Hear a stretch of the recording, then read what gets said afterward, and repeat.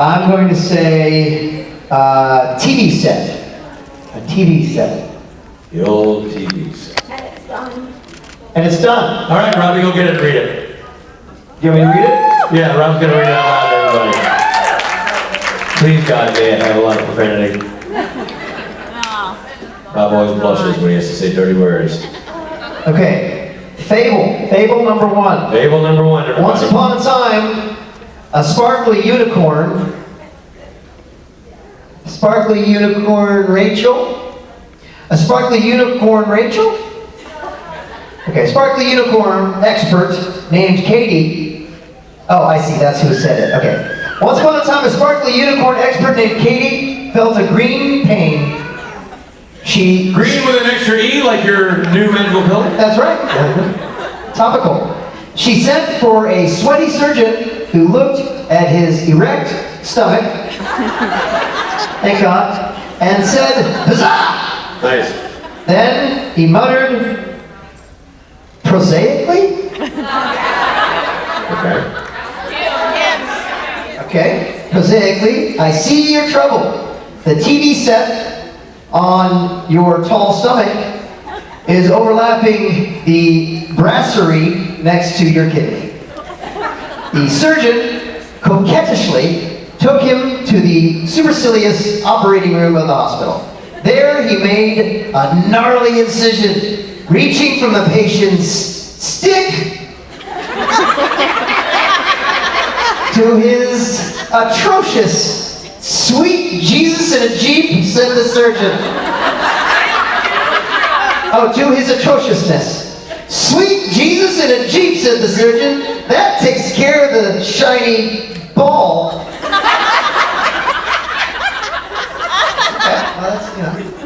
Makes sense. With that, he began sewing up the incision. However, on the 10th stitch, the patient sneezed and almost pulled the hippo out of the Richard Speight Jr.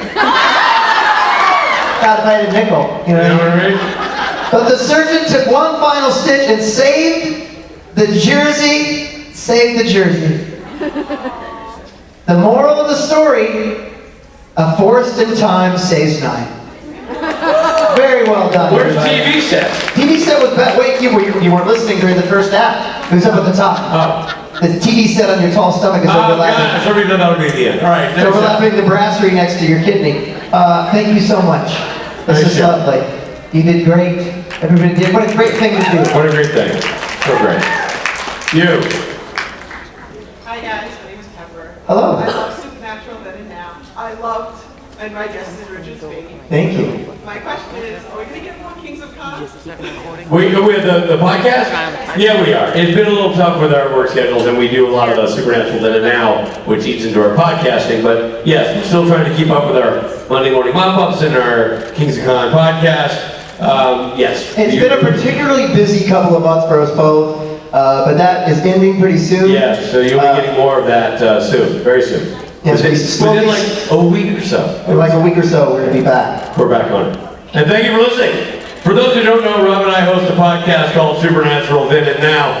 It's a rewatch podcast, or for Rob and Rich, a first watch podcast. We're going episode by episode. Fascinating guests each and every podcast, from the crew to the cast to people you've never heard of or from, and people you know very well. It's fascinating, it's educational, it's very, very, very entertaining, and I find it very humorous. Please join us, won't you, for Supernatural Then and Now, wherever you get your podcasts. And as always, it is free. And if you really haven't gotten your fill of Rob and Rich, there's another podcast we do called Kings of Con, the podcast, where it's just Rich and I talking for 40 to 60 minutes. It's like this. It's like this. Only the same. That's right. All right, everybody. Hi, so I'm enjoying the podcast. Thank you. But I just wanted to ask, what's the best part about doing it? The best part about doing the podcast, I'll tell you right now what I think the best part about doing the podcast is. Anybody who listens to Supernatural Then and Now, the podcast, knows what I think the best part is. Nobody makes me laugh harder than Rob Benedict, and I end up laughing my face off. If it's a 20-minute podcast, or it's a 45-minute podcast, 10 of those minutes is me laughing my face off. It could be when he's doing something intentionally funny, could be accidentally funny, could be producer Steve Hines horrible syntax when he's writing his summaries. But at some point in the podcast, I end up losing it. It happens every time, and you'll hear it in the bloopers, usually. We put it in there. We have a really good time. I mean, for me, every time we do either that, look, Rich is a very busy guy, I'm a busy guy. Lately, the only time we actually talk to each other is via the podcast. So there isn't a podcast, whether it's our personal podcast or the Supernatural podcast, that doesn't put me in a great mood just after, like, man, that was fun. It's always fun. It's never not fun. So we just have a really great time talking with each other on the air. Well, thank you for listening. Appreciate it. And you. Howdy. Howdy. How you guys doing? Good, how are you? I am fantastic. Good. My name is Lizzie, and I'm from Yingling, Pennsylvania. Hi, Richard. Hello. I was like to meet you the other day. I love it. I have Sammy with me now. I see that. There you go. Do you want to? No, I'm kidding. He's fine. What is the most unbelievable yet true excuse for being late to somewhere? Huh? What's the most unbelievable but true excuse you had to use for being late to somewhere? And for example, I'm late because my son just, nearly cut his finger off. But like, it was something that really happened to either you or me. Yeah. Okay. But you had to use it as an excuse. Like, I feel like you've had some excuses, or like, Rich, literally you're an hour late. You're like, yeah, boy, I've got a story for you. And it's like, one of your sons stepped on a nail. It's always that. It's for me, and I don't think it's all that unbelievable because I have 3 sons. So sons injuring themselves is incredibly believable, but it's usually somebody. But you have 3 particularly active boys. Yeah. So there's not an evening that he's not in the emergency. No, man. I mean, like, I had, Fletch sliced his foot up when I had Frank break a collarbone. I've had, like, Steve cut over his chin doing the worm. One of my personal favorites. It's great. I've done the work, and it could happen. It happened. So I just will have to go with parental dealings with childhood injuries. That's what I'll say. Yeah. Robbie?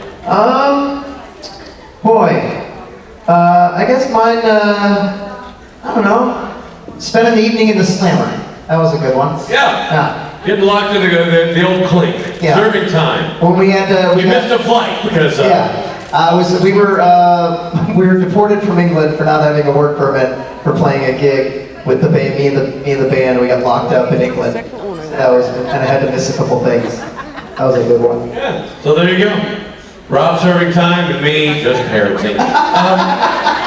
With that, I say adios to all of y'all. I'll leave you in the capable hands of Mr. Robert Patrick Benedict. It's been a real treat. I don't get to do this all the time, especially I don't get to do Fridays very much. It was awesome being with you all 3 days of this weekend. It's been a real pleasure. Rich is great, everybody. Rich. Thank you very much. I speak for the crowd when I say, great to have you back. Good to be back. I'll see you in the podcast, buddy. See you in the podcast. Have a safe flight. Rich is great, everybody. And then there was one. Hi. Hi. Hi, my name is Summer. Hi, Summer. In Tuesday we have pork roll. I was wondering if you tried it. What, pork roll? No. How is it? It's really good. Really? So is it like a hot dog? It's like a breakfast meat. It's like bacon and like... And it's rolled, it's wrapped up in a roll? Yeah, cut it into slices. The Canadian bacon. Oh yeah. That sounds really yummy. I don't love eating pigs because I think they're really smart animals. However, I do like a good piece of bacon. It's hard to pass up, you know what I mean? I'd like to try it. Well, I'll see if I can try it before I leave. Okay, please do. Alright, thanks, Summer. Hi. My name is Josiane. I'm from Montreal. Nice to meet you. I'm going back to the Supernatural Within House podcast, Yeah, which I really love. thanks. I want to know what's the process in watching an episode. Like, do you watch it with someone? Do you watch it over a few days? Right. And mostly, are Rod Snow real or not? Yes. So, she wanted to know like how I watch the episodes, and I sometimes make notes. I like always make notes, but I don't always read them. So yeah, we go, okay, we schedule a time that's Thursday. We're going to be recording 3 episodes in a row. So I need to watch the next 3 episodes before Thursday, right? So that's what I'll do. I'll sit down, either watch them all at once, or I'll watch them over my lunch hour a lot while I'm eating my lunch, and or sometimes I'll watch them late at night. And usually I watch them by myself on my TV, but sometimes Ruth will come through and she'll sit and watch for a second with me. But mostly I'm by myself, and I'm way into it. I'm totally like nerd out on the show. I mean, I'm not even kidding around with you. Like, I'm really loving Supernatural. It's a really great show that I never really watched. So, yeah, so I'll watch it, and like, there are just things that happen that I know I'll forget because I'll get caught up in the show. So whether or not it's like,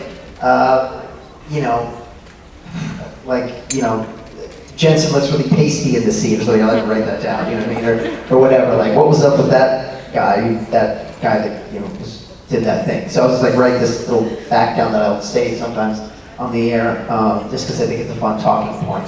But yeah, so I'll watch it, and it's fun. It's great, and it's a great way to sort of, a lot of times when you binge a show, sometimes you'll fall off it. You'll take a couple weeks and you're not watching it. But this is like, I've got to keep watching it because we've got these shows we have to record. So it like keeps me on track, Like somebody who I've talked to who's here watched the whole show every day for the last 326 days or whatever, just leading up to this convention.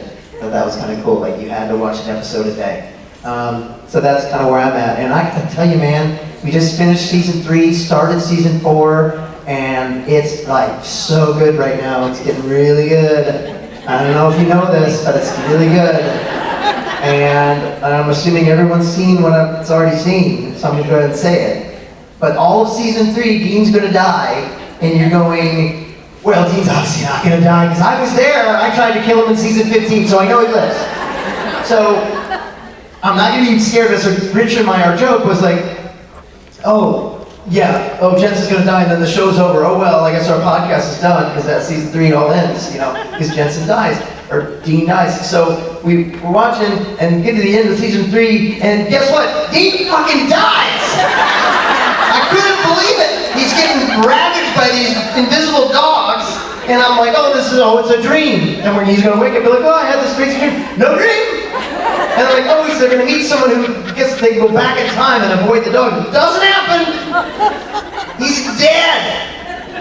Dead! I couldn't believe it, you guys! They killed Dean!